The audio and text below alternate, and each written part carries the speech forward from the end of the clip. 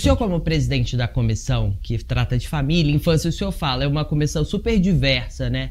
E aí tem algum projeto específico, alguma proposta que o senhor trabalhe, não só na comissão, mas dentro do parlamento como um todo, que foque na exploração sexual infantil? Porque é um assunto que ganhou muito destaque, infelizmente, e que o parlamento precisa trabalhar de alguma forma. Olha, criança tem sido a prioridade em todos os trabalhos, até meu particular.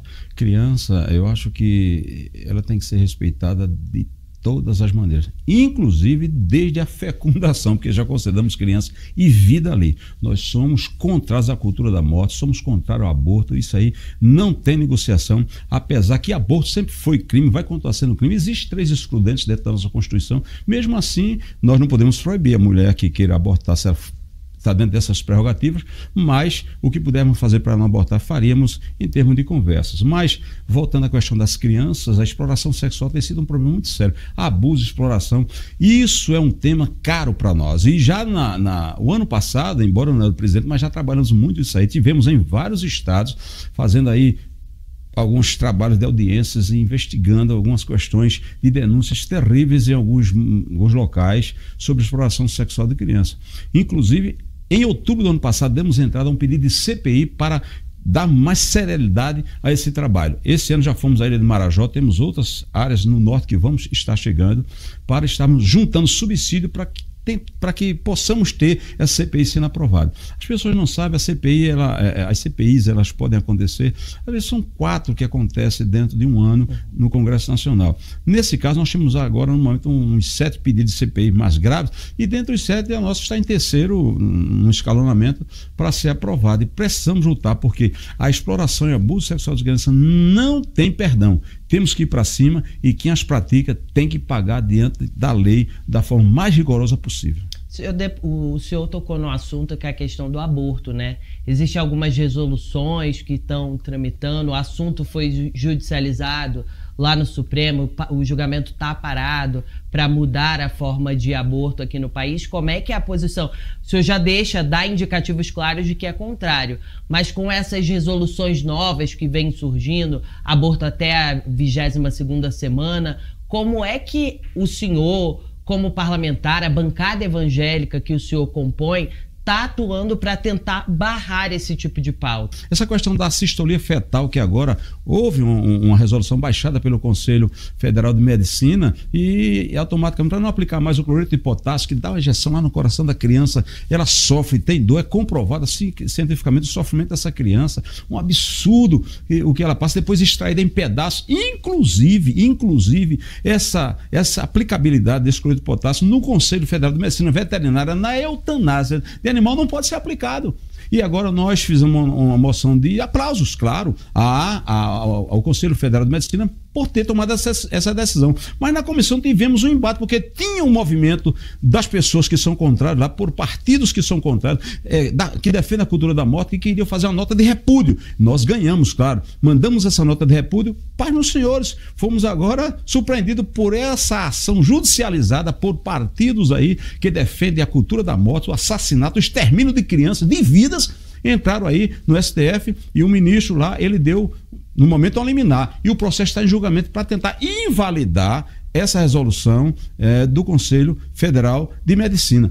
Cúmulo do absurdo. Um animal, deixar bem claro aqui, nada contra os animais, não estou defendendo aqui, falando contra os animais, mas o animal está tendo mais valor do que um ser humano. Isso é o que nós estamos vendo no Brasil. Nós estamos na contramão daquilo que deveria ser o correto. Deputado, quando o senhor fala dessa questão envolvendo o aborto, a gente sabe que essa é uma pauta muito ideológica, né? Uma pauta também que traz ali uma polarização muito grande dentro do Congresso Nacional. E hoje, essas pautas ideológicas são, vamos dizer, o calcanhar de Aquiles do Palácio do Planalto, que não consegue avançar, principalmente quando o assunto é esse. E aí, amarram mais um pouquinho, o senhor, como representante da bancada evangélica, há uma dificuldade ainda do Palácio do Planalto conseguir ter uma boa relação com a bancada evangélica, talvez por conta dessas pautas ideológicas?